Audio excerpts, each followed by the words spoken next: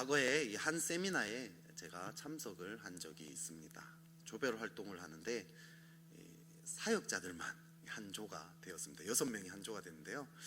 이때 한 전도사님이 자신의 삶을 잠시 나눠줬습니다. 이분은 본인 사업도 하면서 교회를 섬기시는 분이었습니다. 그것도 이 개척교회만 섬겼습니다. 개척교회 가서 전도도 하고 11조도 하면서 교회가 힘을 얻게 될 때 그때 참 이 기쁨과 감격을 누리는 그런 삶을 살았습니다. 그래서 매일 오전에는 사업을 하고 오후에는 전도를 하고 저녁에는 교회에서 기도하고 또 여러 가지 사역들을 도맡아서 했습니다. 그렇게 계속 지내면서요, 진짜 하나님을 순전한 마음으로 사랑하고 또 온 힘을 다해서 섬겼다고 본인의 입으로 그렇게 고백하셨습니다. 그런데 사업이 점점점 이렇게 기울어져 갔답니다. 그래도 내가 이렇게 하나님 열심히 섬기는데 하나님이 도와주시겠지, 또 다시 열리겠지, 뭐 이렇게 하면서 인내했답니다. 그런데 이상하게 인내하면 할수록 점점 더 이렇게 기울어졌다는 거죠. 그래서 원래 하나님의 역사는 가장 절망적일 때 나타나는 거야, 믿음으로 인내하자, 그러면서 너무나 절망적인 상황이지만 끝까지 포기하지 않고 인내했답니다. 그래서 결국 쫄딱 망했습니다.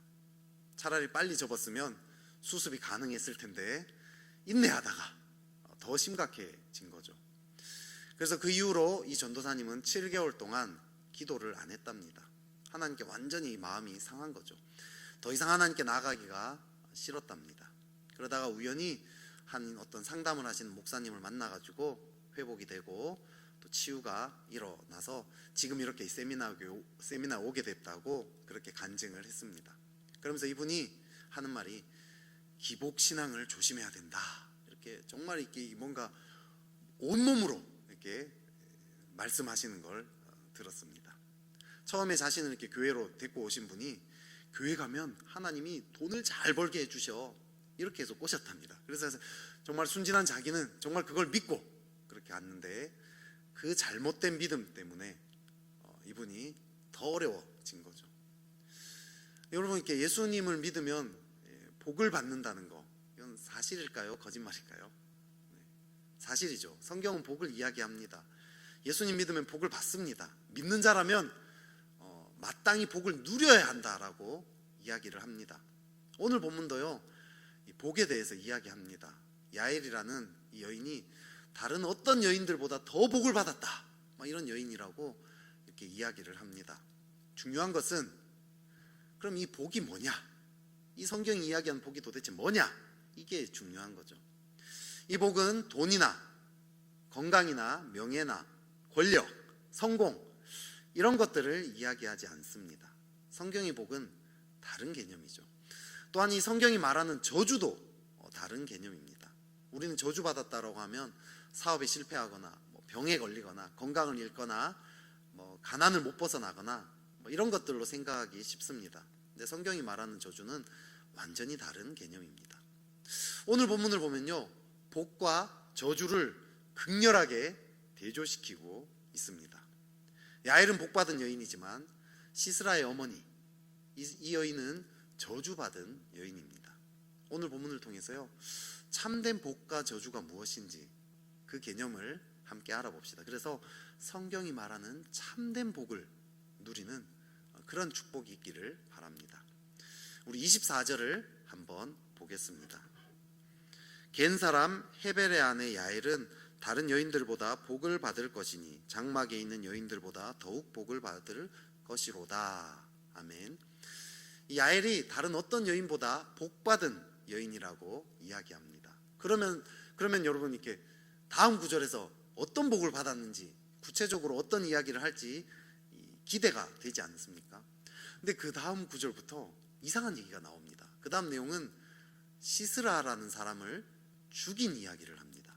시스라가 물을 구했어요. 야엘에게 와서. 그랬더니 이 야엘이 엉긴 우유를 줬다고 합니다. 이 엉긴 우유는 유산균, 이런 이 발효유 같은 이런 거예요. 요플레, 오늘날로 치면 요플레 같은 이제 이런 거죠. 이 당시에는요 아주 귀했던 음식이라고 합니다. 시스라는 자기를 잘 대접해 준다 싶으니까 방심을 합니다. 그래서 그 요플레를 먹고 잠에 들어버린, 편안하게 잠잡니다. 그랬더니 야엘이 장막을 박는 그 말뚝을 가지고 와서 이 방망이로 옆으로 잡던 것 같아요. 관자놀이를 훔쳐가지고 꿰뚫어 버립니다. 그래서 시스라가 죽어요. 그것도 아주 비참하게 죽는 거죠.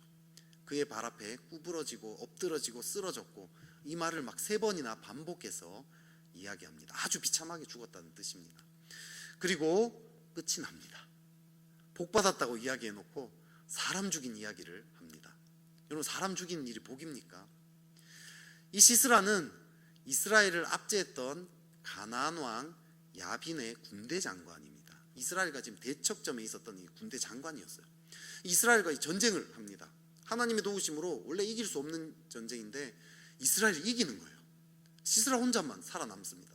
혼자만 살아남아서 야엘의 집으로 도망갑니다. 이 야엘이 이 시스라가 모시는 그 가나안 왕 야빈의 친구입니다.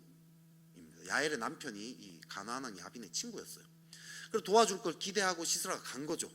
그랬더니 야엘이 시스라를 안심시키고는 죽여버립니다. 아무튼 오늘 본문은 이 야엘이 시스라를 죽인 것이 복이다라고 이야기하고 있는 거예요. 너무 황당하지 않습니까? 이것 외에 다른 설명이 아무것도 없습니다.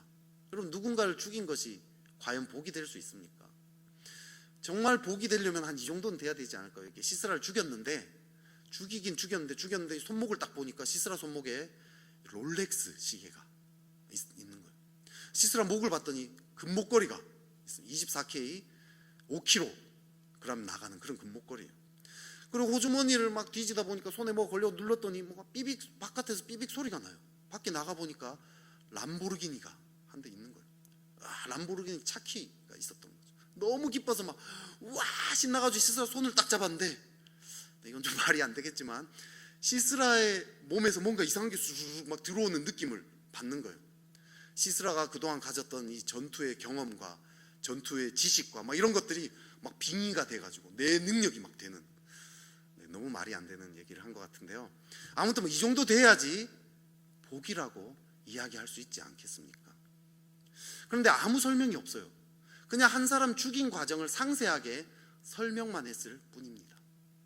그리고 그것이 복이라고 합니다. 이것이 왜 복이 될까요? 이것을 알기 위해서는 오늘 본문의 앞선 본문 23절을 살펴봐야 합니다. 23절입니다. 여호와의 사자의 말씀에 메로스를 저주하라. 너희가 거듭거듭 그 주민들을 저주할 것은 그들이 와서 여호와를 돕지 아니하며 여호와를 도와 용사를 치지 아니함이니라 하시도다. 메로스를 저주하라 라고 얘기합니다. 메로스는 성경에 오늘 이 본문에서 딱 한 번 유일하게 나오는 겁니다. 이 시스라랑 이 전쟁할 때 도움을 요청했는데 도와주지 않았던 아마 그 이스라엘의 한 마을을 마을을 이야기하지 않을까 추측을 합니다. 아무튼 이들이 저주받은 이유는 딱 하나예요. 여호와를 돕지 않았기 때문입니다. 그럼 야엘의 복은 뭘까요? 여호와를 도왔다는 거죠. 야엘이 시스라를 죽인 것은 그냥 개인적인 복수심이나 아니면 시스라 몸에 뭔가 나올까봐 강도짓으로 죽인 뭐 이런 게 아닙니다. 살인 기술을 연마하려고 죽인 것도 아닙니다. 야엘은 지금 여호와를 돕고자 하다 보니까 시스라를 죽인 거죠. 여호와를 도왔다는 말은 어떤 뜻입니까? 여호와와 함께 일했다, 이런 뜻 아니겠습니까? 하나님과 함께 일하는 것, 이것이 성경이 이야기하는 복입니다. 야엘은 시스라에게 엉긴 우유를 줬습니다. 이건 지금 야엘이 한 일이죠. 엉긴 우유를 줬어요. 그랬더니 시스라가 마음을 놓아버리고 깊은 잠에 빠져버립니다. 여러분, 아무리 피곤했다지만 이 불안한 상황에 마음 놓고 어떻게 깊이 잠들 수 있겠습니까? 이건 하나님이 하신 일입니다. 야엘이 장막 말뚝을 박습니다. 이건 야엘이 했던 행동이죠. 근데 이것이 뭐 이렇게 빗나가거나 허치거나 시스라 잠만 깨우거나, 그래서 시스라가 막 잠만 깨워가지고 막 시스라가 일어나가지고 막 야엘을 뭐 죽이려고 했던 이런 일이 벌어지지 않았어요. 그냥 한 번에 관자놀이가 완전히 꿰뚫려 버립니다. 사사기 4장에 보면요, 이 말뚝이 관자놀이를 꿰뚫을 뿐만 아니라 땅에 박혔다라고 얘기합니다. 얼마나 세게 이렇게 들어갔으면 쑥 하고 튀어나간 거죠. 이건 하나님이 하신 일입니다. 지금 야엘은요, 하나님과 함께 일하고 있는 거예요. 하나님의 임재 안에서, 하나님과 친밀한 가운데서 하나님의 역사를 경험하고 있는 것입니다. 이스라엘을 대적하던 그 시스라를 물리치는 그 일에 지금 야엘은 동참하고 있습니다. 우리의 삶은 어떻습니까? 우리는 주님과 함께 뭔가 해본 적이 있습니까? 나는 이 일을 주님과 함께 했다라고 이야기할 수 있는 일들이 있습니까? 주님과 함께 하는 데서 오는 그 기쁨을 압니까?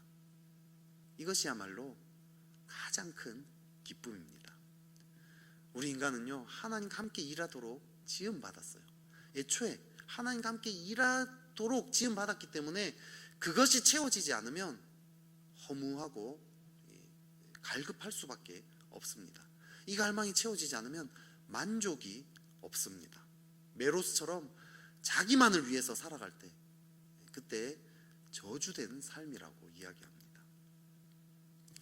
돈을 많이 벌고 건강하고 취업 잘 되고 결혼 잘하고 무탈하게 사는 거 참 좋은 일이죠. 하지만 이것은 성경이 말하는 복이 아닙니다. 하나님을 돕는 삶을 사는 것, 이것이 복입니다. 거기에서 오는 그 기쁨을 누릴 때 우리는 복된 삶을 사는 거죠. 로이가 아직 학교에 들어가기 전에, 지금 2학년인데요 학교에 들어가기 좀 훨씬 전에 일입니다. 누나들은 그때 독서 모임이라는 게 있어가지고요, 엄마랑 같이 독서 모임을 갔고요, 저만 로이와 함께 집에 있는 그런 그런 이렇게 조의를 표할 만한 일이 있었습니다. 아무튼 그랬는데 로이는 아빠랑 단둘이 있는 그런 찬스 아니겠습니까? 계속 이렇게 놀자고 했습니다. 근데 그때 집이 너무 이렇게 어지러운 상황이었어요. 청소를 해야 할 상황이었습니다.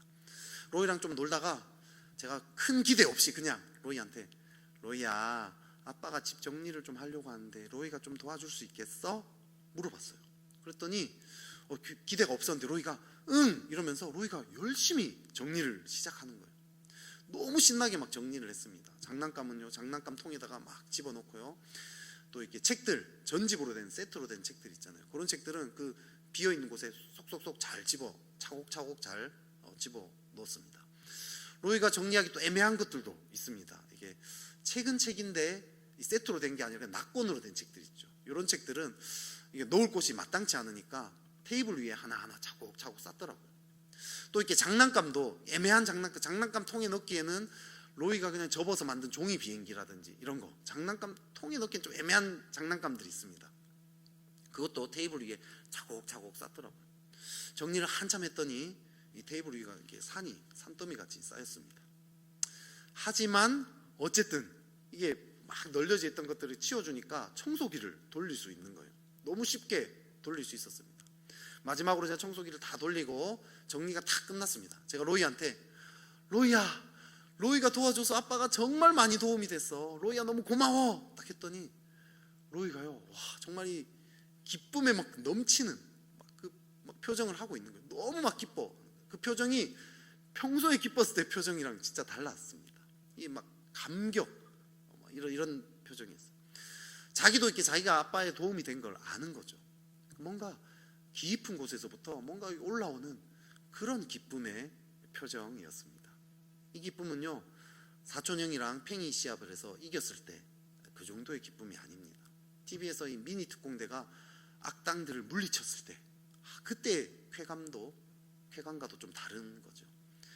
이 베라에서 오레오 쿠키 그걸 시켜서 먹었을 때, 아이스크림 먹었을 때 그때의 기쁨과도 다릅니다. 이런 자극적인 기쁨과 비교할 수 없는 기쁨이죠. 내 존재가 가치 있구나 하는 이 존재 깊은 곳에서부터 올라오는 그런 기쁨입니다. 이 기쁨을 이야기하면요, 저한테도 참 한 추억이 하나 있습니다. 예수님 믿은 지 얼마 안 됐을 때 일입니다. 기타를 제가 칠 줄 안다는 이유만으로 찬양 인도를 갑자기 맡게 되었습니다. 선교단체에서 저한테 그걸 시켰어요. 근데 이 찬양 인도를 해야 될 때가 다른 학교랑 연합으로 가는 수련회였어요. 1박 수련회였는데요, 그 저녁 찬양 인도를 하려니까 믿은 지 얼마 되지도 않고 얼마나 부담이 되겠습니까? 하나님의 역사가 나타나게 해달라고 얼마나 기도했는지 모릅니다. 하나님 제발 일하여 주십시오. 하나님 일하시지 않으면 안 됩니다. 막 엄청 떨면서 덜덜덜 떨면서 기도했습니다. 곡 선정도요, 막 기도 속에서 몇 번이나 시나리오를 돌렸는지 모릅니다. 그렇게 순수한 마음으로 주님 의지하면서 열심히 준비를 했습니다. 그리고 찬양 인도 때가 됐어요. 찬양 인도를 하는데요, 진짜 말할 수 없는 기쁨을 느꼈습니다. 단순히 그냥 찬양 인도가 잘 되었다 못 됐다 이런 문제가 아니에요. 뭔가 하나님과 함께 했다라는 그 느낌, 내가 하나님께 뭔가 도움이 되었다, 뭔가 기여를 했다라는 어떤 이 느낌, 하나님이 이런 나를 너무나 기뻐하시는구나, 하나님이 저한테 이렇게 경효가 잘했다, 뭔가 칭찬하는 그런 느낌이 들었습니다. 그리고 찬양이 끝나고도요, 찬양 인도가 끝나고도 내가 계속해서 이렇게 하나님이 나를 기뻐하시고 또 나와 함께 하신다는 그 느낌이 주는 그 기쁨이 제 안에 계속해서 넘쳤습니다. 내가 정말 하나님께 가치 있는 존재구나. 깊은 곳에서요, 물밀듯이 이 기쁨이 올라왔어요. 그 기쁨을 주체할 수가 없었습니다. 여러분, 이런 기쁨을 누려보셨습니까? 지금 누리고 있습니까? 이 기쁨은 그리스도인이라면 누구에게나 주어진 약속입니다. 이 기쁨을 누리는 삶이야말로 복된 삶이고, 또 이 기쁨을 잃어버린 삶이 저주된 삶입니다. 이 기쁨이 얼마나 엄청났으면요, 바울은 감옥의 그 고통스러운 상황이 있어도 기뻐했다라고 얘기합니다. 사도행전에 보면요, 채찍질을 당하고 난 다음에 예수님을 위해서 능욕받는 일에 합당한 자로 여기시는 것을 기뻐했다라고 얘기합니다. 여러분, 과거의 감옥은 어땠어요? 오늘날이랑 다르지 않나요? 완전히 이렇게 비참한 곳입니다. 엄청 지저분하고요, 뭐 먹을 거 이런 거 뭐 정말 심각한 곳이에요. 그런 곳에 있는데 기쁨을 주체 못했다고 합니다. 채찍질, 상상을 못할 일 아닙니까? 채찍질을 당했고도 기뻤다고 합니다. 여러분, 채찍질을 당하고도 기쁘다. 여러분, 어떤 사람이 채찍을 당하면서 기뻐하죠? 이거 상상하면 보통 우리 혐오감이 들지 않습니까? 근데 이 당시 채찍은 우리가 상상하는 그 혐오감이 드는 그런 채찍이랑 다른 채찍입니다. 이 당시의 채찍은요, 이 날카로운 뼈 조각이나 돌멩이나 이런 것들이 이게 끝에 달려 있었어요. 그래서 채찍을 한번 촥 하고 나면 막 살이 이렇게 찢겨서 나가는 채찍입니다. 온몸이요 너덜너덜해집니다. 그런데 그렇게 막 피와 막 살이 막 너덜너덜해진 상태에서도 이들이 기쁨을 주체 못했다고, 기쁨을 막을 수 없었다라고 이야기합니다. 그래서요, 베드로는요, 이 기쁨을요 이렇게 표현해요. 말할 수 없는 영광스러운 즐거움으로 기뻐하니 라고 표현합니다. 여러분, 말할 수 없는 영광스러운 즐거움, 감이 오세요? 말할 수 없는 영광스러운 즐거움, 감이 잘 안 오지 않나요? 여러분, 누가 1억 벌었다 이러면은 우와 우와 하지만 1000조를 벌었다 이러면 감이 안 오잖아요. 그래서 나랑 별로 상관없는 이야기 같아요. 그래서 우와도 안 하게 됩니다. 말할 수 없는 영광스러운 즐거움이라는 이 표현도 감이 안 오는 거예요. 나랑 상관없는 이야기 같습니다. 아니에요. 그리스도인이라면 누구에게나 주어진 기쁨이라고 이야기합니다. 이런 기쁨을 누리고 있습니까?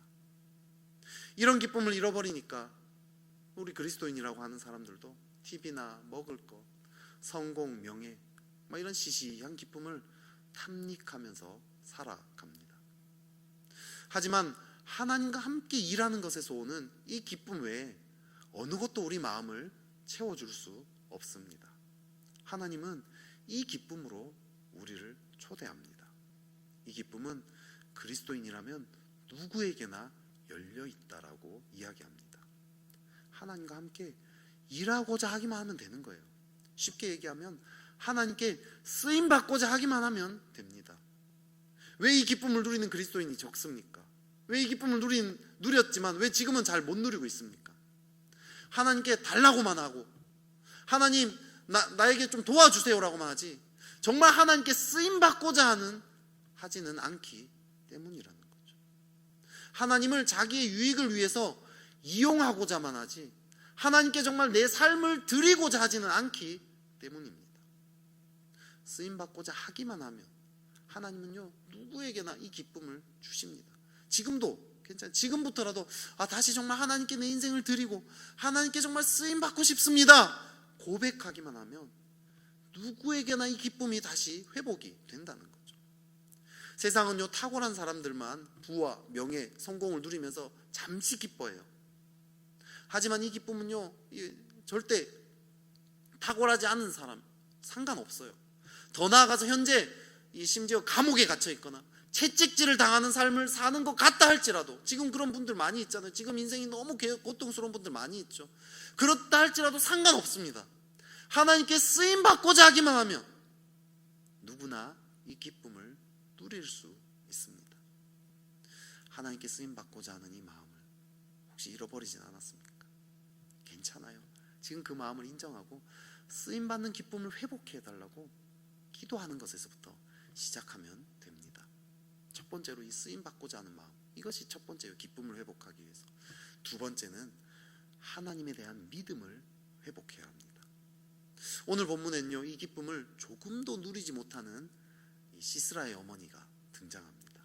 지금 시스라의 어머니는요 전쟁 나간 자기 아들 시스라를 기다리고 있습니다. 우리 28절을 한번 읽어보겠습니다. 시스라의 어머니가 창문을 통하여 바라보며 창살을 통하여 부르짖기를 그의 병거가 어찌하여 더디 오는가, 그의 병거들의 걸음이 어찌하여 늦어지는가 하매. 이 시스라가 올 때가 된 것 같은데 안 와요. 그래서 불안하고 초조합니다. 하지만 사실 이렇게 불안할 상황이 아니에요. 왜냐하면 시스라는 그 당시 철병거 900대를 포함한 최신식 무기 갖고 있었고요, 또 이렇게 최고로 훈련된 정예병들을 가지고 있었어요. 근데 반면에 이스라엘은 이 창과 방패조차 없었다라고 이야기합니다.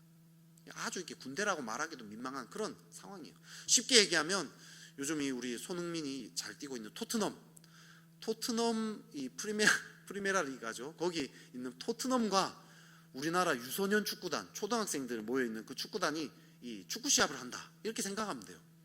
여러분, 토트넘 팬들이 불안해할까요? 아무도 이 경기에서 토트넘이 질 거라고 생각하지 않을 거예요. 조금도 불안할 만한 상황이 아닙니다. 그런데 지금 이 시스라의 어머니는요 토트넘을 응원하고 있는데도 불안해하고 있어요. 초조해하고 있습니다. 왜 그렇죠? 이 모든 것을 주관하시는 하나님에 대한 믿음이 없기 때문입니다. 저주는요 돈을 잃고 건강을 잃고 가난하게 살고 먹고 싶은 것을 못 사 먹고 취업이 안 되고 사업이 망하고 막 이런 게 아닙니다. 저주는 하나님에 대한 믿음을 잃어버린 것입니다. 왜죠? 믿음이 없기 때문에 불안합니다. 두렵습니다. 상황이 아무리 좋아도 평강이 없습니다. 기쁨을 잃어버렸습니다. 그 당시 군사력의 정점을 찍고도 시스라의 어머니는 불안했어요. 여러분, 이게 저주 아닙니까? 반대로 야엘은 사실 누구보다도 불안해야 될 상황입니다. 시스라는 군대 장관이에요. 이 사람을 죽이다가 실패해서 이 사람이 깨어났다, 그러면 야엘은 그냥 끝장입니다. 끝장. 순식간에 제압당합니다. 게다가 야엘은 사람을 죽여본 적이 없는 여자예요. 뭐 사시미 칼이나 막 도끼도 없었던 것 같아요. 그러니까 장막 말뚝으로 지금 죽이려고 합니다. 얼마나 불안한 상황입니까? 근데 불안과 초조함이 안 느껴져요. 성경을 읽어보면요 담대함이 오히려 느껴집니다. 여러분, 다윗과 골리앗이 맞붙었을 때 사울은 다윗에게 이렇게 얘기합니다. 내가 가서 저 블레셋 사람과 싸울 수 없으리니 너는 소년이요 그는 어려서부터 용사임이니라. 근데 다윗은요 거꾸로 얘기해요. 골리앗에게 이렇게 선포하죠. 오늘 여호와께서 너를 내 손에 넘기시리니 내가 너를 쳐서 내 목을 베고. 여러분, 사울과 다윗은요 똑같은 상황이 부딪혔어요. 근데 상황을 대하는 자세는 완전히 다릅니다. 사울은 하나님을 믿으면서도 골리앗을 두려워했어요. 하지만 다윗은 하나님을 믿기 때문에 골리앗을 조금도 두려워하지 않았습니다. 이 둘의 상황은 똑같습니다. 하지만 믿음이 달랐습니다. 많은 그리스도인들이 믿음을 가졌다고 합니다.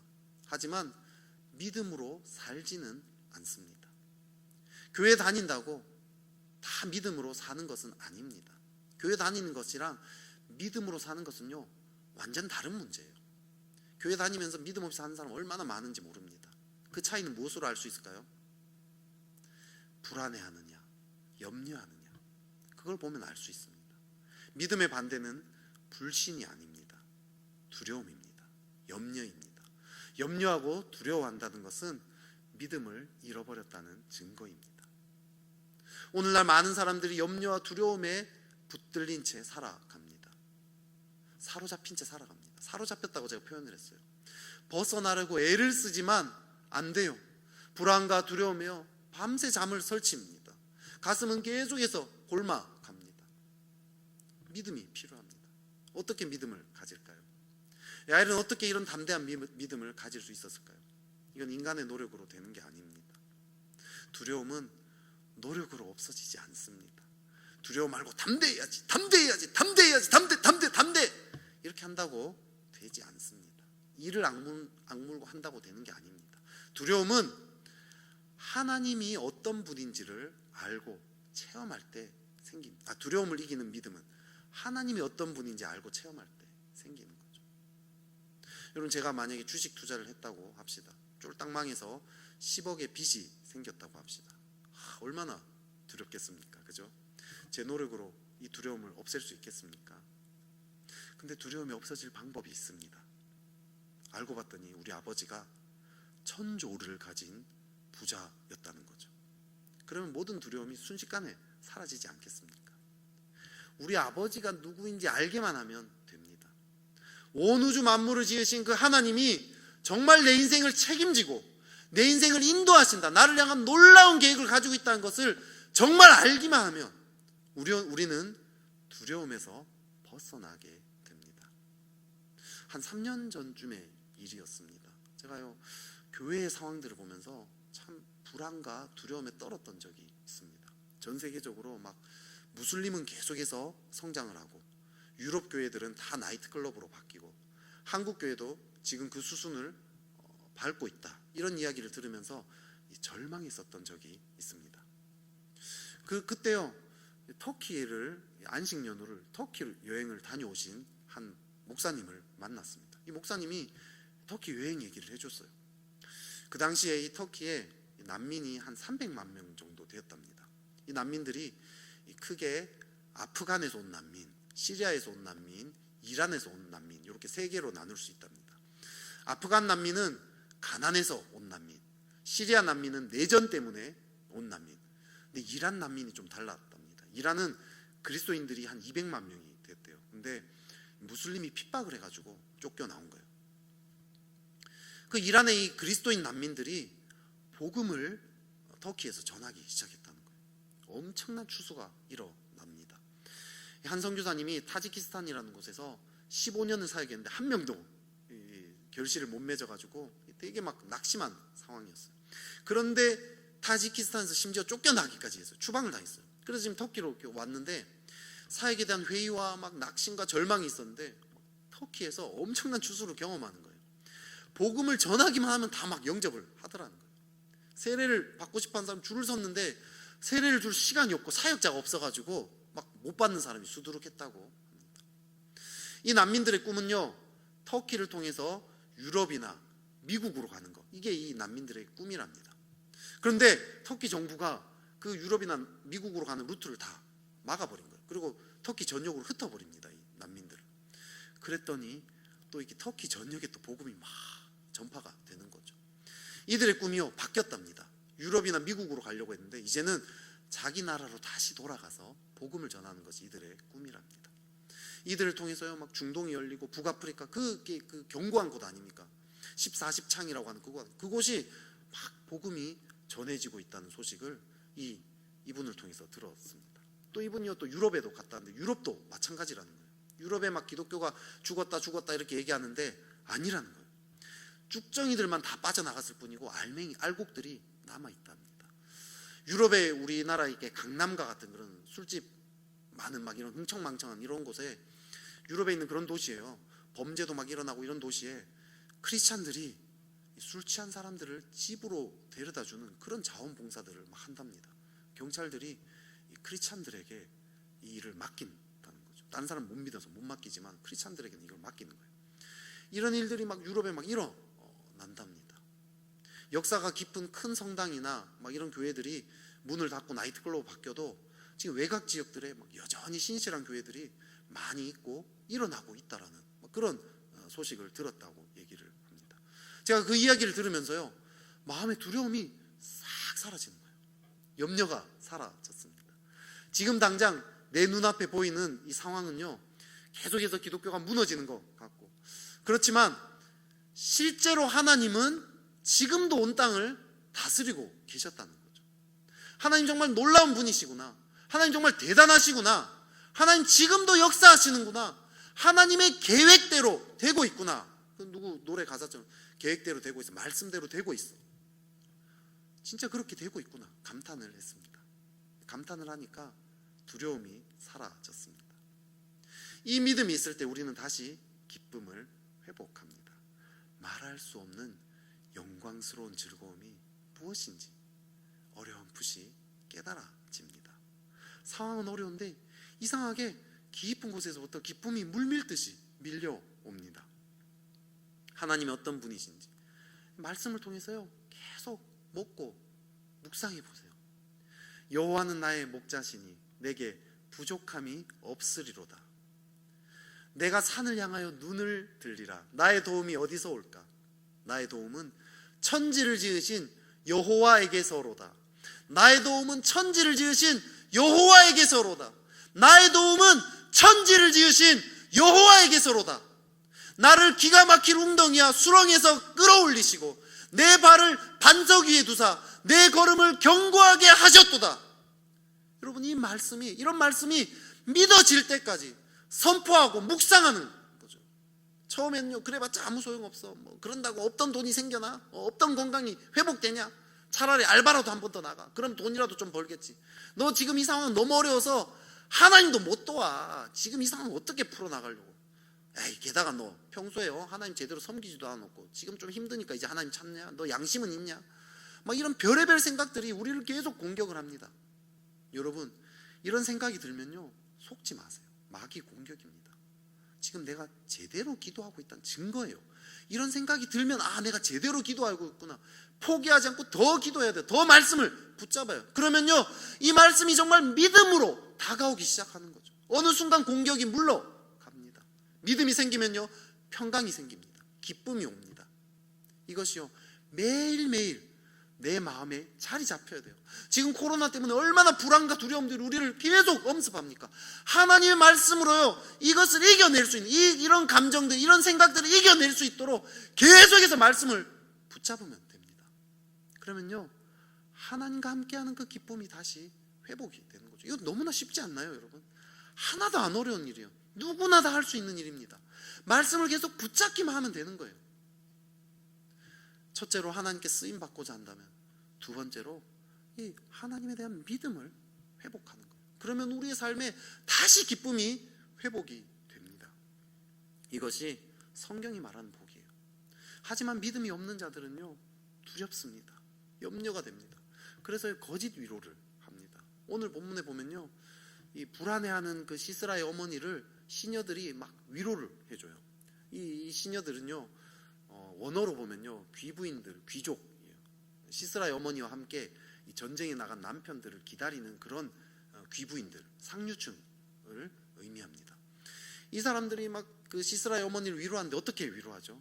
시스라가 노량물을 챙기느라 늦는 거다. 노량물을 챙긴다는 건 뭐죠? 전쟁의 승리를 이야기하는 거 아닙니까? 또 한두 처녀를 얻는다 막 이렇게 얘기합니다. 이 여인들을 전쟁의 포로로 나눠 가진다 이런 뜻이죠. 채색 옷을 또 나오는데요. 채색 옷은 지도자들이나 입는 옷이에요. 지도자들까지 싹 다 쓸었다 이런 식으로 막 위로를 하고 있는 거예요. 근데 여러분, 이게 사실입니까? 아니잖아요. 시스라는 지금 완전히 패배했습니다. 비참하게 죽었어요. 이들은 불안과 두려움 가운데 서로를 위로했는데 이 위로는 뭐죠? 거짓 위로입니다. 이들이 아무리 위로해도 시스라는 안 돌아옵니다. 아마 시간이 지나면 지날수록 더 불안해지지 않을까요? 이 거짓말이 점점 더 드러날 거예요. 이들은 더 불안해지고, 그럼 아마 더 거짓말을 보태면서 위로할지도 모르겠어요. 위로에 중독이 되겠죠.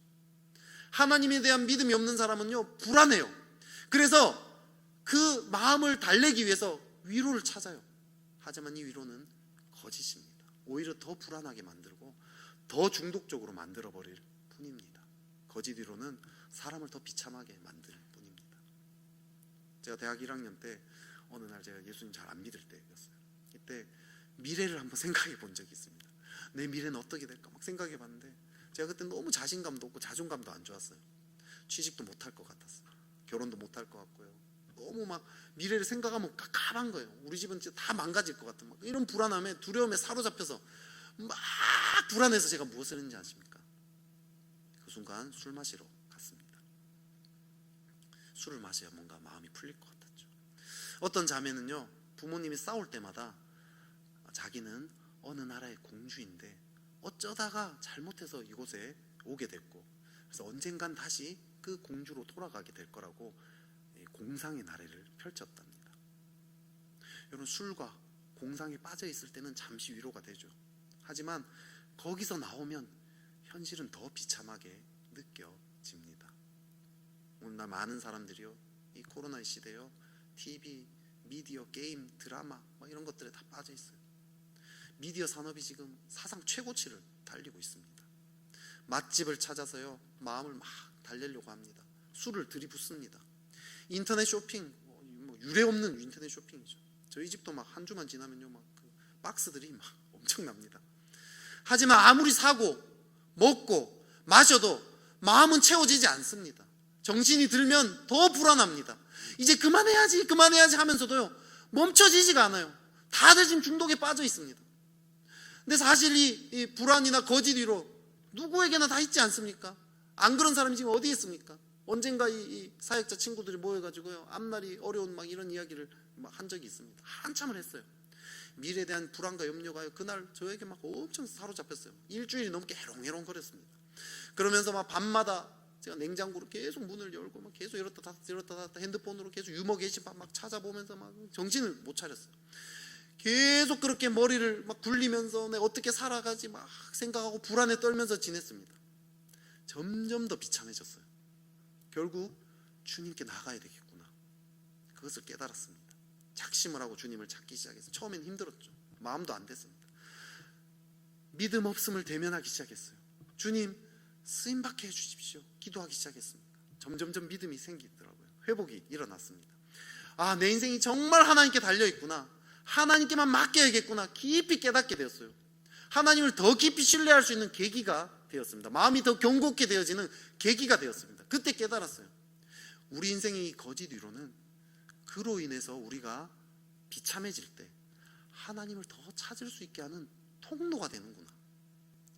지금요, 이 코로나 시대에요, 거짓 위로에 막 헤매고 있는 분들이 많다고 얘기 들었어요. 그걸요, 재빨리 깨닫고 다시 하나님께로 마음을 먹고 작심하고 나아가기만 하면 됩니다. 그러면요, 하나님 우리에게 더 놀라운 회복을 줍니다. 하나님 더 놀라운 기쁨을 주신다는 거죠. 지금 코로나 시대에 우리는 기쁨을 잃어버렸습니다. 두려움과 염려로 다들 밤잠을 설치고 있습니다. TV, 드라마, 게임, 맛집, 인터넷 쇼핑 뭐 이렇게 전전긍긍하고 있습니다. 그런 가운데 어찌하든지 살아남으려고 하나님께 도와달라고만 이야기하지 맙시다. 하나님을 이용하는 거 이제 내려놓읍시다. 기도의 방향을 한번 바꿔봅시다. 달라고만 하지 말고, 주님, 저를 사용하여 주십시오. 저를 주님께 내어드립니다. 주님께 쓰임받고 싶습니다. 이것을 한번 기도해 봅시다. 또요, 믿음을 회복합시다. 여호와는 나의 목자시니 내게 부족함이 없으리로다. 내가 산을 향하여 눈을 들리라. 나의 도움이 어디서 올까? 나의 도움은 천지를 지으신 여호와에게서로다. 나의 도움은 천지를 지으신 여호와에게서로다. 이 말씀을 붙잡아 봅시다. 믿음의 눈이 열리게 해달라고 기도해 봅시다. 그래서요, 오늘이 베드로처럼 말할 수 없는 영광스러운 즐거움으로 기뻐하는 그런 저와 여러분